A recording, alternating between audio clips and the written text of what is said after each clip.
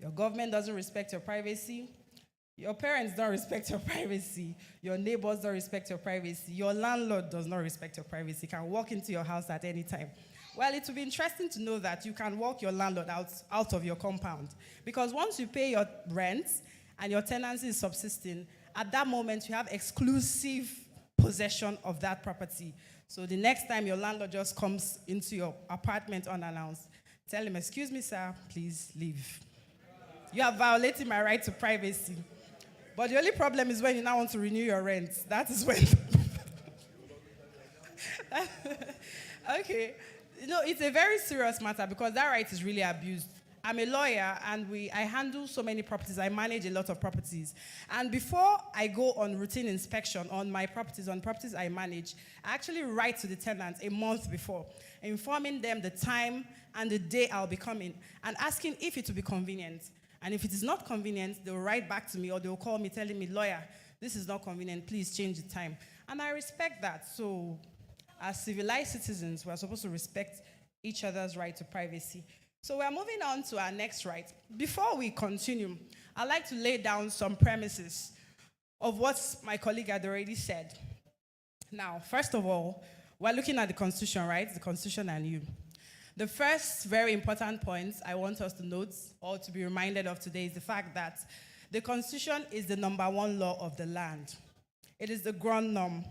Ground norm means every other law that will be made by the legislature will derive its source from the Constitution. So any law that is made or any provision in any law that is made that is not consistent with the provisions of the Constitution will be null and void. That means it will be ineffective. In law, it is called the Inconsistency Rule. So when some laws are brought before the court to interpret, because the court is the body of the government that interprets the law. So when laws are brought before the court to interpret, the court will first of all test if that law has passed the inconsistency rule. That's if that law is consistent with provisions of the Constitution. Now that's one thing I need you to remember. If you leave this place, even if you don't remember anything, know that the Constitution is the ground norm. Secondly, there are 3 arms of government, as my colleague has rightly said before. We have the executive, we have the legislature, and we have the judiciary. Now, the judiciary, let me start with the legislature. The legislature make laws, that's National Assembly, the House of Assembly, they make laws. The executive, the job of the executive or their responsibility is to execute these laws, to implement the laws, to make sure these laws are being carried out by the citizens of the country. While the judiciary interprets these laws. For example, when you bring a matter before a court of competent jurisdiction and the court is trying to know if the law has been violated or if the law has been breached, the court will apply some rules of interpretation. Now, that's meant for us lawyers to know. The court constructs the law to give effect or to give meaning to the laws. Okay? So those are the 3 premises I want us to continue our lesson today. And another thing very important is that there is no absolute right. So even if you're exercising your fundamental rights, know that there are always restrictions. So as you know your rights, please know the restrictions. As my colleague has said, where one man's right stops, another man's right continues. So today we're going to be discussing very important laws. We're going to, rights rather. The first right we'll be looking at is the right to peaceful assembly. Okay, yeah. So our right to peaceful assembly is guaranteed in Section 40 of the Constitution. Now, by this right, every person is entitled to assemble freely, associate with other persons, and he may form or belong to a political party, a trade union, and any other association. Now, this right is the right that guarantees a person's right to hold peaceful protests, to sit in meetings, public meetings, to carry out strikes for employees, to carry out strikes, to enforce their rights as employees or negotiate their terms of employment, to carry out rallies, rallies now, placard-carrying demonstrations. So when a citizen is doing that, he's actually exercising his right to peaceful assembly. And to hold protests as well, processions, events, and every other thing.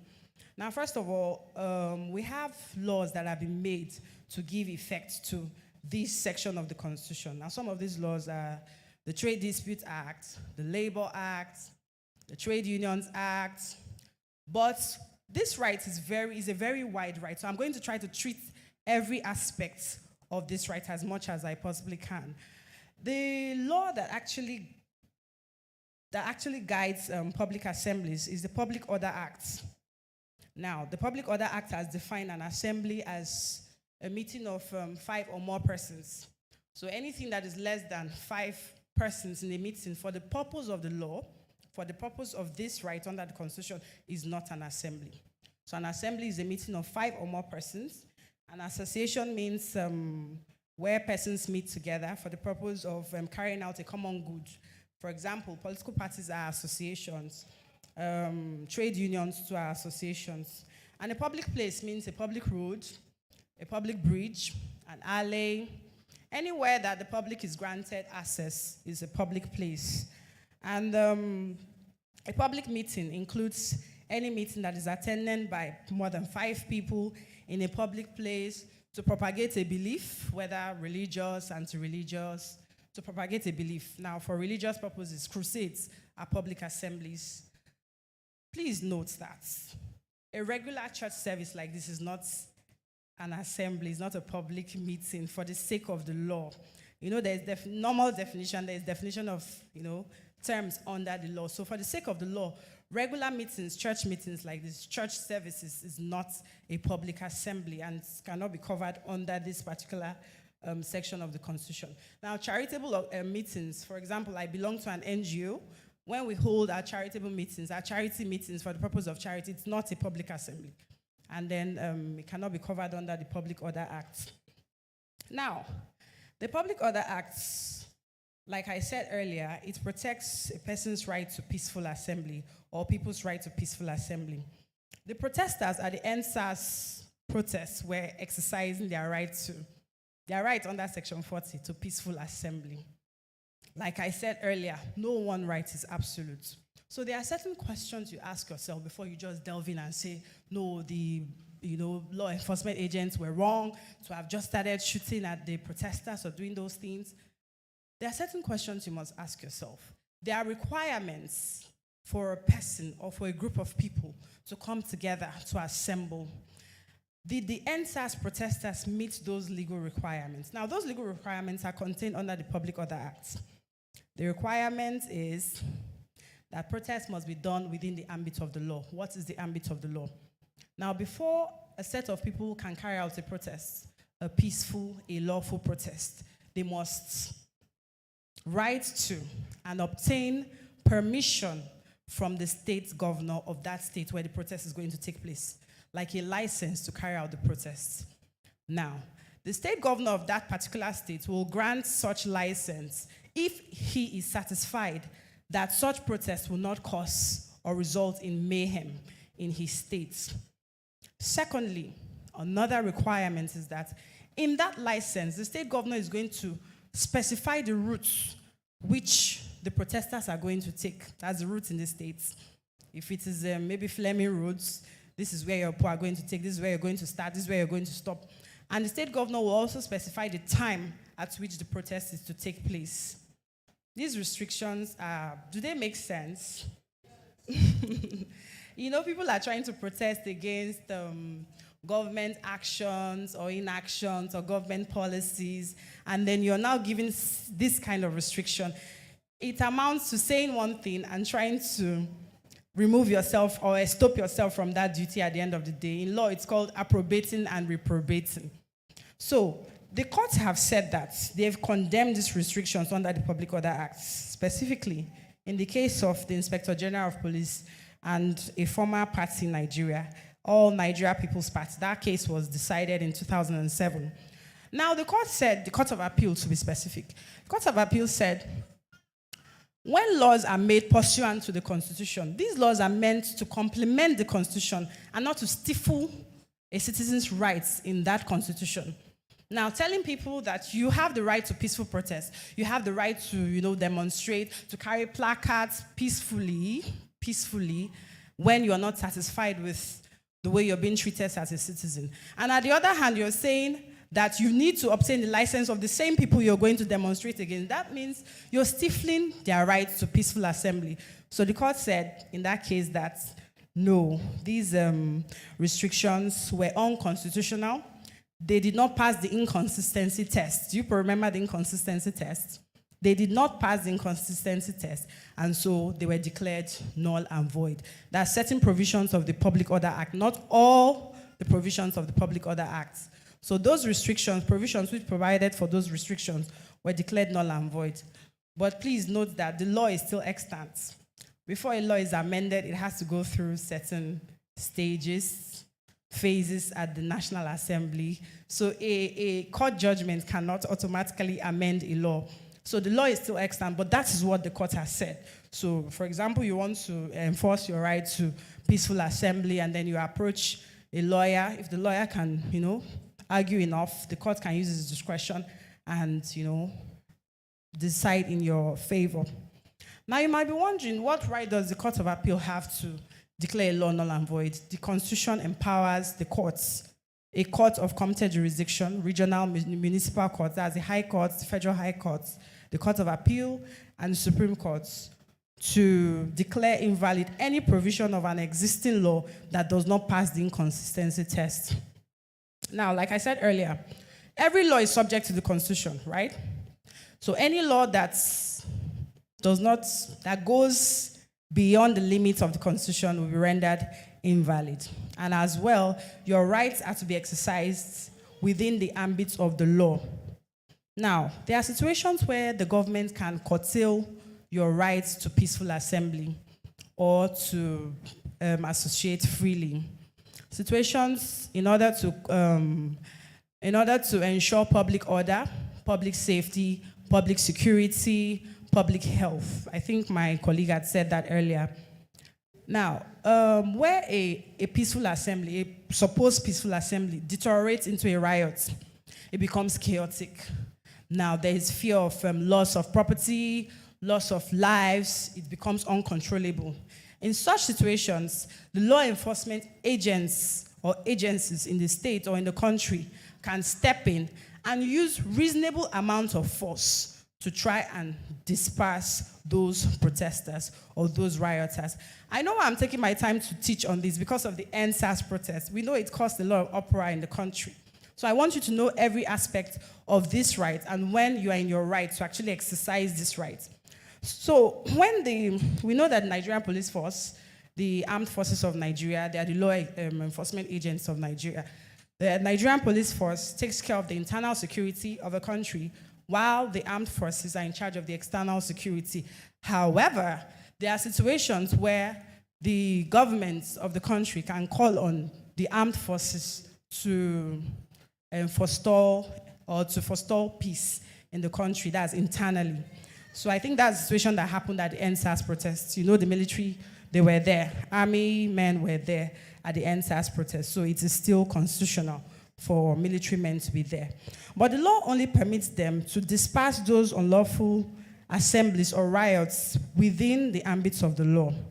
Now, the criminal code has talked about the extent of force they can use, reasonable force. For example, when rioters are rioting, that's when a peaceful assembly deteriorates into a riot.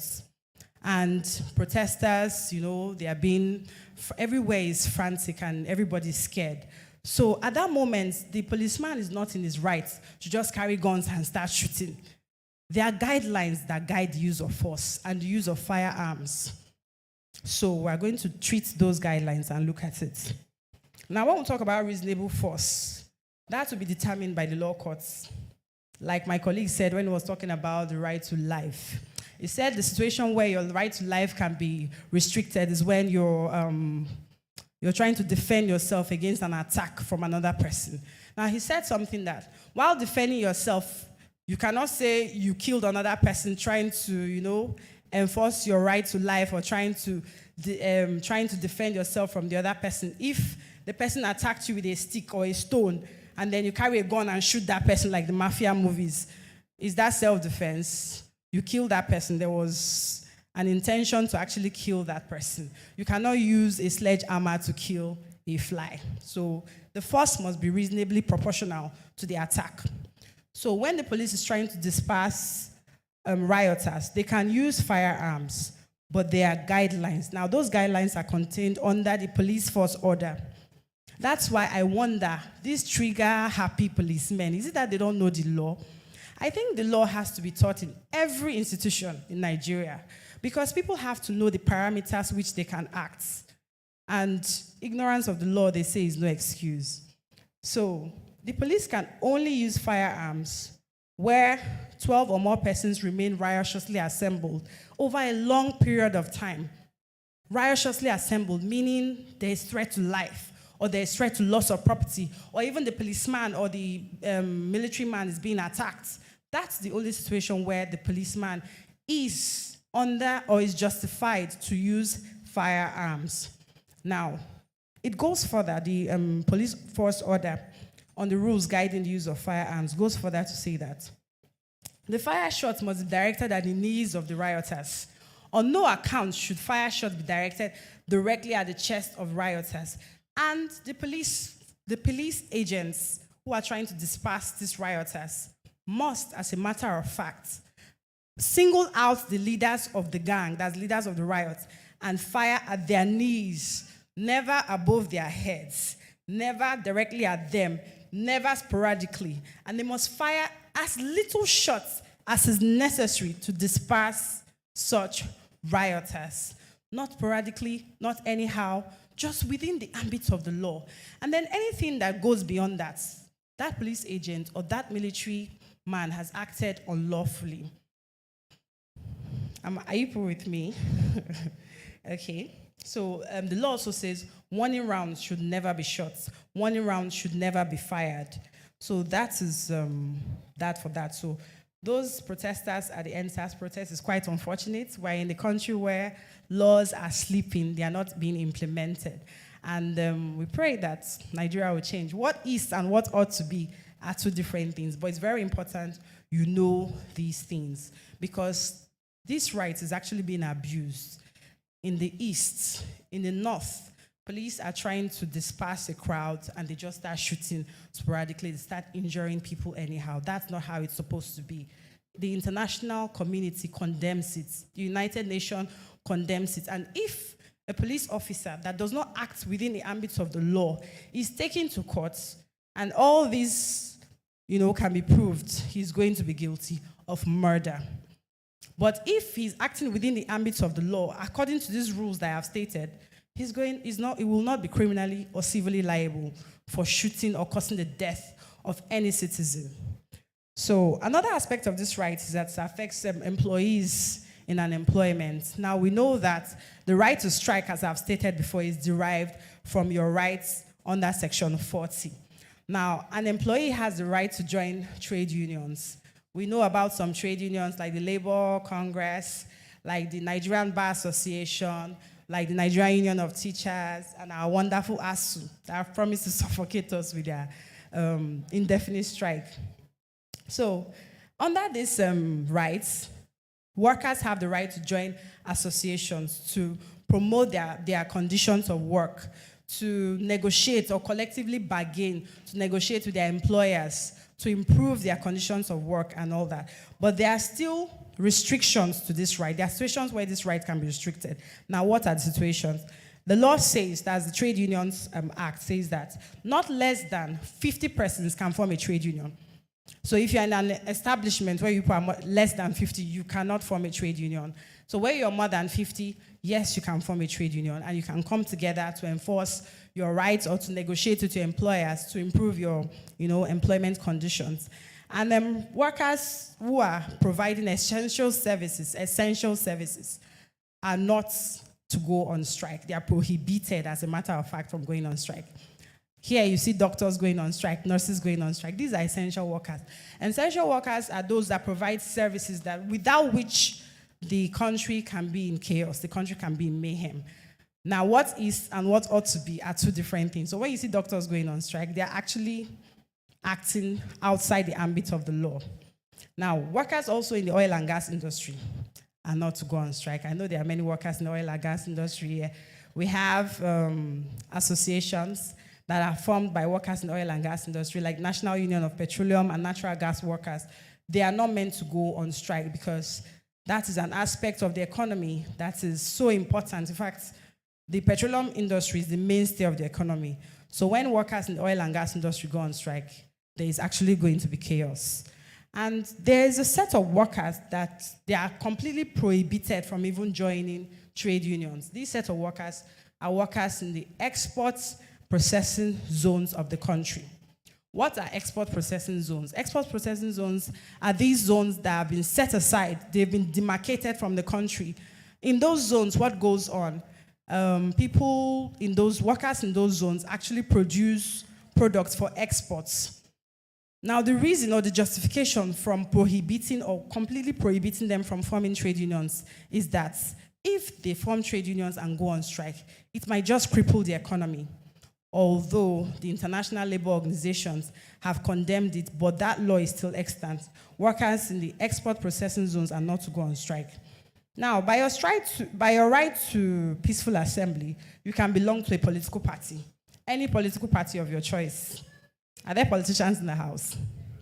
So a situation where someone is sacked for defecting from his party to another party, it is wrong. The Supreme Court has said it is wrong. The Constitution has said it is wrong. But there are situations where the courts can stop legislators from defecting. Just legislators, definitely not governors, definitely not deputy governors. So you have a right to belong to any party of your choice.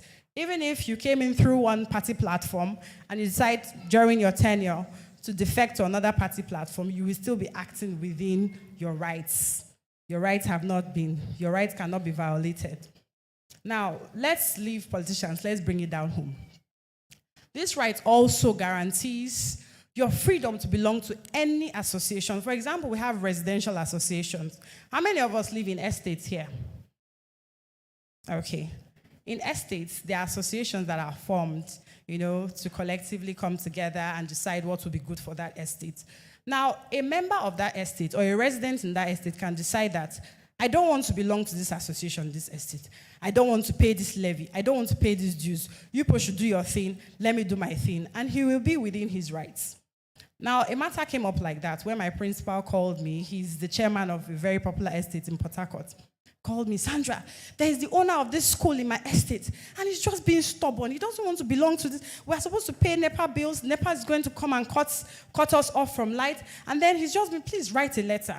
Write a letter. We need to tell him that he has to belong to this association if he wants to continue staying in this estate or if he wants to continue running his school in this estate. And I told him, sir, please let me go and do my research. There's nothing to research about. He's the only person that says he doesn't want. He's just being unnecessarily uncooperative. And I still went and I did my research. And I found out that nobody can force that particular school owner to belong to an association he doesn't voluntarily want to belong to. And I told my boss. But the thing is that if you decide not to belong to that association in a residential estate, you cannot benefit from the advantages of belonging to that association. For example, the association, there are levies they pay. There are dues they pay. Those levies can cover security bills. You cannot want to benefit from that. So what my boss did was that the next Monday, when parents were coming to drop their kids at school, he instructed the security men at the gate to block the parents off. So to try to avoid such embarrassment, the man humbled himself and began to pay his dues as he's supposed to pay. Now, that is right to peaceful assembly. We'll move over to the next right, the right to freedom from discrimination. Okay, good. Now, this right is very important, as are other rights as well. Now, your right to freedom from discrimination frees you from being discriminated or victimized on the basis of sex, on the basis of ethnicity, on the basis of religion, or on the basis of place of origin. Now, you cannot look at the next man and say, oh, because you're an albino, we cannot grant you employment in this establishment. He can bring an action against you to enforce his rights to freedom from discrimination. Now, we see that, next slide, please. We see an image here, Osu caste. In those days, I don't know if it's still practiced. In those days, there are some set of people that used to be called Osu, that are slaves. And I heard that people were not allowed to marry those sets of people. Now, everybody is equal before the law. Everybody is the same. You cannot just demarcate a set of people and call them slaves and deny them certain rights. They can, on that basis, enforce their rights to freedom from discrimination against you. Now, when we talk about discrimination, what is the first thing that comes to mind? Animals are not being discriminated against. What gender suffers discrimination the most?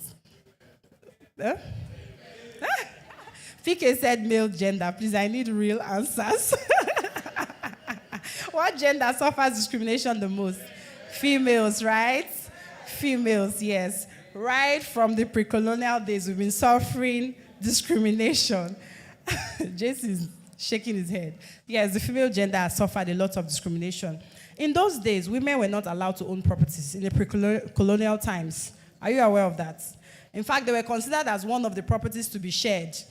When a woman loses her husband, she's married off to his brother. When the brother is coming to take the property and he says, no, this one is... But that has changed because there are so many laws that have been made to enforce a woman's right to freedom from discrimination. She should not be discriminated against on the basis of her sex. Now, some of these laws are the Marriage Act. The Marriage Act now says that women can be executors of their deceased husband's estates. Not his brother, not his father, not his cousin, but his wife is the first person that his estate devolves on in the event of his death. This is the reason why we encourage couples to get married under the acts, not just do traditional marriage rites. Try and get married lawfully so that your wives can also enjoy these benefits. Now, we have the Violence Against Women Prohibition Act. We also have laws like the Married Women's Property Act.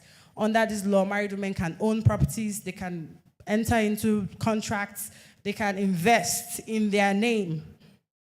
There's a divorce matter I'm handling, and then my client's mother came to ask me one day, lawyer, please, my daughter wants to buy a property. Now that this matter is like this, do you think she can buy a property in her name? And I said, Mama, are we in, we're in the 21st century, of course, she can buy a property in her name. Please, bring the title documents, let me execute and take my own 10%.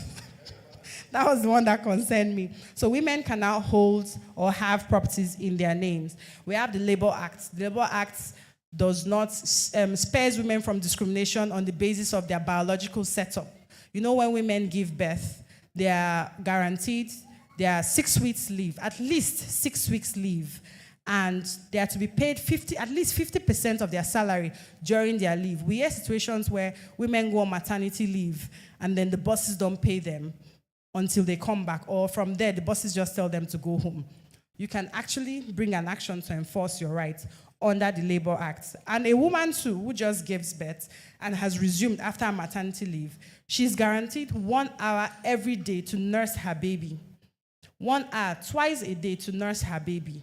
So women will not be discriminated against on the basis of their biological makeup. We also have laws that condemn genital mutilation in different states.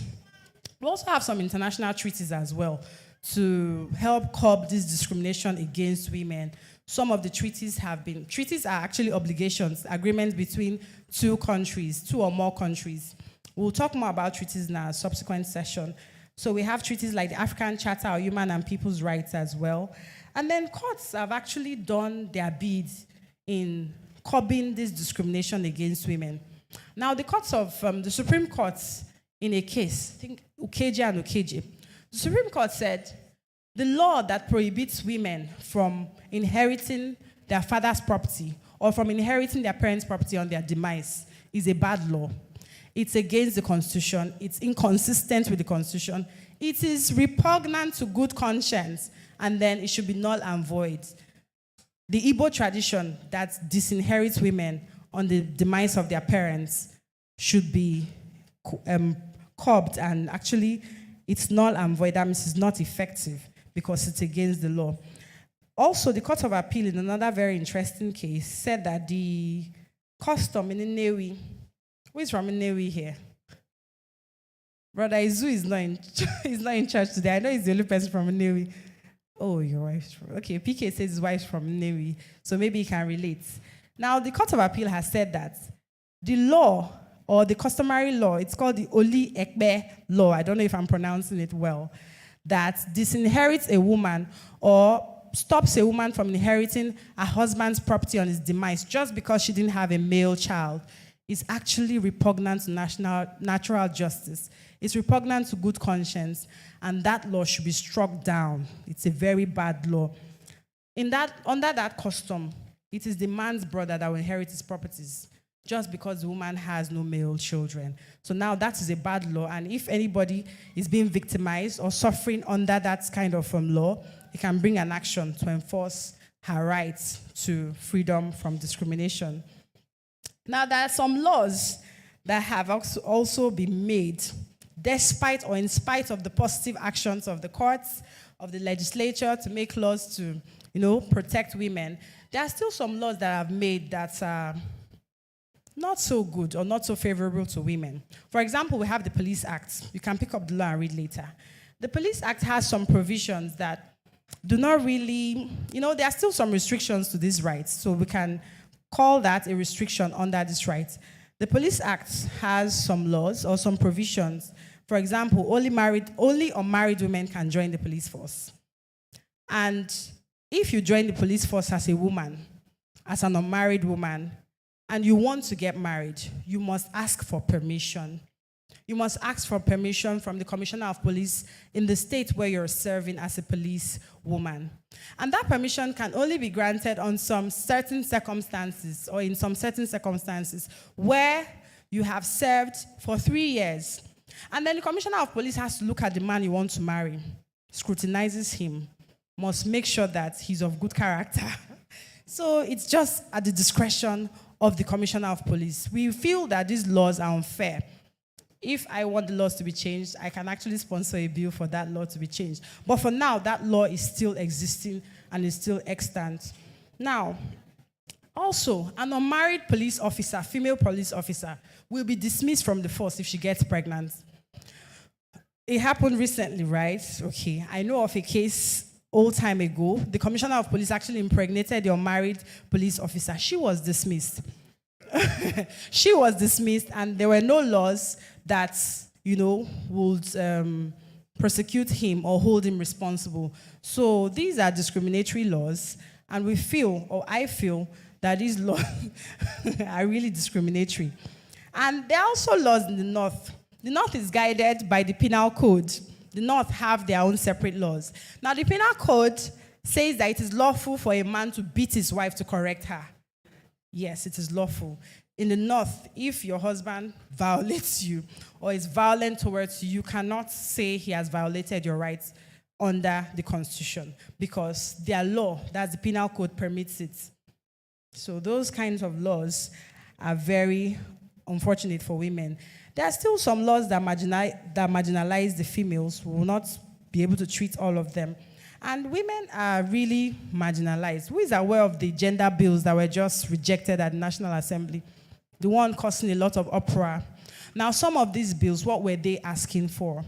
The female legislators, what were they asking for? They were simply asking for the foreign husbands of Nigerian women to be made indigents, or to be made, not indigents now, to be made citizens, or to be given automatic citizenship, as it applies to the men. Now, men, Nigerian men or Nigerian citizens who marry foreign wives, the wives get automatic citizenship. So why should it not apply to women as well? That bill was unfortunately rejected. So a foreign husband of a Nigerian woman is not an automatic citizen of Nigeria. He's not a Nigerian man, but a foreign wife of a Nigerian man is automatically a Nigerian woman. So women are asking for their foreign husbands to get automatic citizenship as well. There's also another bill that was struck down, a bill to give women a certain quota in the parliament. We know that women's representation in the parliament is very low. I think less than 4% of women are in the parliament. They're in politics. Because of our biological setup, because of the fact that we have to take care of children, and still the men are not helping. Like these bills now have been presented, we know that before a bill can pass into law, it has to enjoy a certain vote of a simple majority. How can we get these votes if the parliaments are dominated by men? So the men didn't feel we deserved to have our rights or to have our bills being passed. So those bills were rejected. One of the bills was that certain quota should be specially set out for women in order to encourage women in politics, to encourage women to go for these positions at the National Assembly, at the House of Reps, at the Senate, and all that. But do you know the justification for rejecting those bills when they asked some of the senators? They said those bills are discriminatory. That if you're going to give women a special quota, that means you're discriminating on the basis of sex. Do you agree? Do you agree? My husband is saying yes. Anyway, PK is concurring seriously.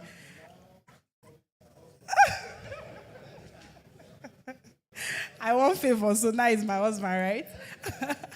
So, well, my own opinion, let the feminists not come for me.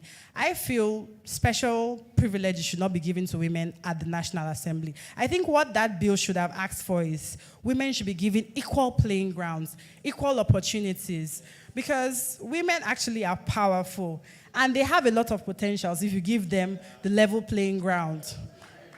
Level playing ground. So that's it. So, although there are some countries that have laws that make specific quota or provisions for women, like in Kenya, there is a law that not more than 2/3 of one sex should dominate the parliament. In Rwanda, we have more women in the parliament than even men. Same thing in South Africa. They have very favorable laws for women as well. So, now we have the freedom from discrimination on the ground of ethnicity and place of origin as well.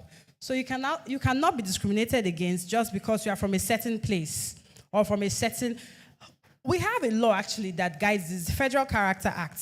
The Federal Character Act provides that all positions in the parliament, all jobs in public parastatals should be equally distributed amongst the zones of Nigeria. Now we have 6 zones in Nigeria. Now all positions in those public service, public parastatals, in the parliaments, political positions should be equally distributed amongst the zones according to the distribution formula that the Federal Character Act has provided.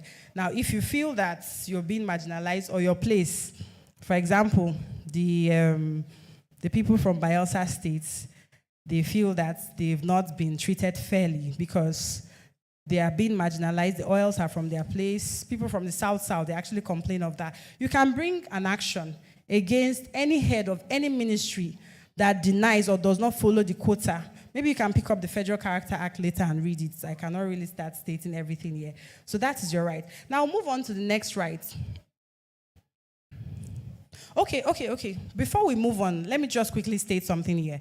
Your right to freedom from discrimination is not absolute. There are also grounds where that right can be, derogated from, and you cannot bring an action to say, oh, my rights to freedom of from discrimination has been violated. For example, when someone wants to join the armed forces and then he's disabled, for the sake of public order, for the sake of the public interest, he cannot be allowed to join, or a blind man cannot be allowed to join the armed forces or the police because, we know why. The reasons are obvious. So those are the kind of situations where these your rights can be derogated from, and it will be lawful. So please, let's move on to the next slide. Okay, we have the rights. Okay, the next right is the right to acquire and own immovable property. Now, as a Nigerian citizen, you have the right to buy property, to own property, to acquire property, but that right is subject to your governor. The governor owns all the rights in the urban areas, while the local government owns all the rights in the rural areas, in the local governments where those lands, fall under. So your right to own and acquire immovable property, that's lands, is actually subject to the governor's rights. Now, there are situations where the governor can come and revoke your certificate of occupancy, where your land contains mineral oils. Because the Constitution says that all mineral oils, all natural gas on the surface of Nigerian land, in the territorial waters of Nigerian land, belong to the federal government. So if you find oil on your land, don't rejoice. Just call the federal government or the state government. Let them come and, explore that oil. The oil doesn't belong to you. It belongs to the federal government of Nigeria. We're not in America. It's only in Texas where private citizens can actually explore oil found on their land. All they owe the government is to pay the government taxes. That's in some states in the US, California, Texas, some other countries. But in Nigeria and many African countries, the mineral oils belong to the federal government. So there are also certain situations too where your rights to own property can be restricted. For example, if your land is to be used for public purposes, to erect poles, to erect roads, to erect bridges for public purposes, then your lands can actually be taken over. But in such situations, there are still guidelines for the government to take over your land. They cannot just arbitrarily come and take over your land. They must promptly pay you your due compensation. So in a case where you're not paid your due compensation, you can bring an action against the government and say you were not duly compensated. If the compensation is not enough, you can bring an action against the government and you'll be compensated according to the prevailing price of that property. So that's basically it. There's a small story. There was a time my father's property in Edo State actually was, his property was affected in a road construction. His well, just in front of his compound, was an uncompleted building by then, he was still building it, was destroyed for the purpose of constructing a road in Edo State. I was away from my NYSC then. When I came back, he told me, see what happened. They've compensated others. When they were compensating others, I was in the hospital, so I couldn't benefit from it. And I said, we have to bring an action. He said, no, leave them. That has passed. It's been a long time. I said, no, you cannot have a daughter as a lawyer and we'll just sleep over our rights. And my mom said, but to get legal representation is so expensive. I looked at her. I'm a lawyer now. You were at my call to bar. Which one are you saying? So we wrote to them and they were trying to be funny. But at the end of the day, legal letters are very powerful. He was paid his compensation, his due, even almost beyond the cost of the well, of erecting the well at that time. So these are your rights. We've treated 3 rights. In my next session, I'll be treating your socio-economic rights. Very interesting set of rights as well. Thank you. So any questions, if I still have time? Okay, so who do we take now? Today we talked about gender equality, so let me take the woman first. Please, Sonia.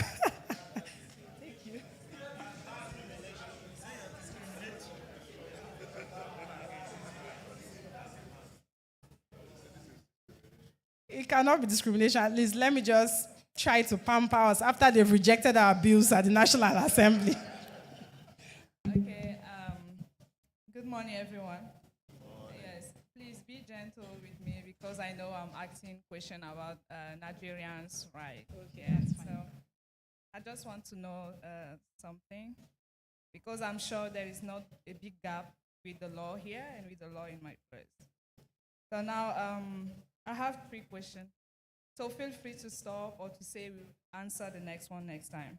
So the first one is, are there's law and right taught to the police? Because somehow they behave like they don't know those rights and those laws. Yeah. This is the first question during that training. The second one is, when 2 young people have a child, and they are not married, according to the law, the child belongs to whom? The third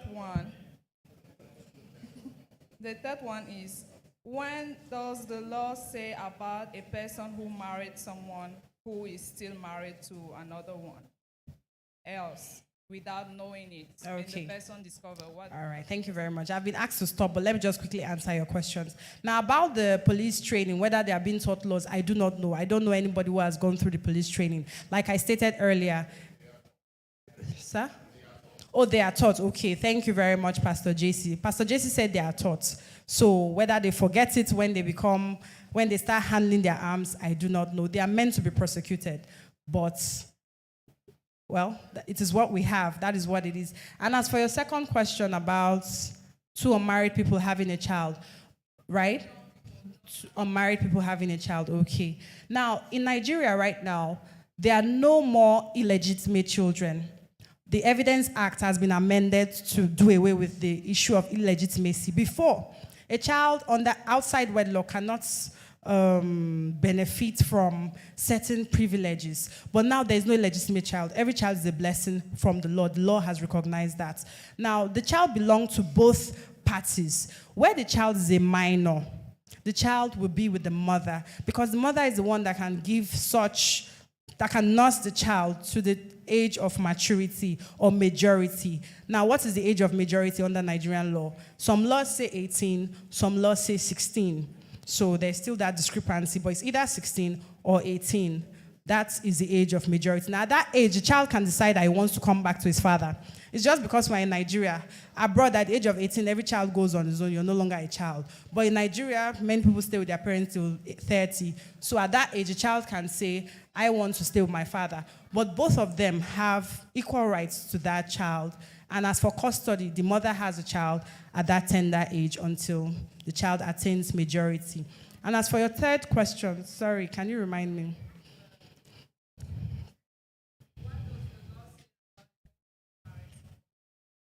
Okay, it is unlawful. 5 years imprisonment, that's the criminal liability.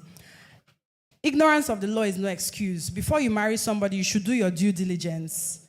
You should find out, you should go some extent to find out.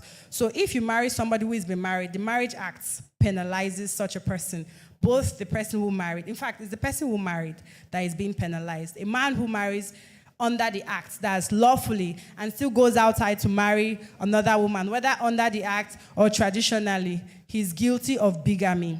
And the criminal liability is 5 years minimum. Thank you. The other side, no liability. No liability. Maybe later you'll meet me for those. I'm actually beyond my time. Thank you very much for the privilege. Thank you.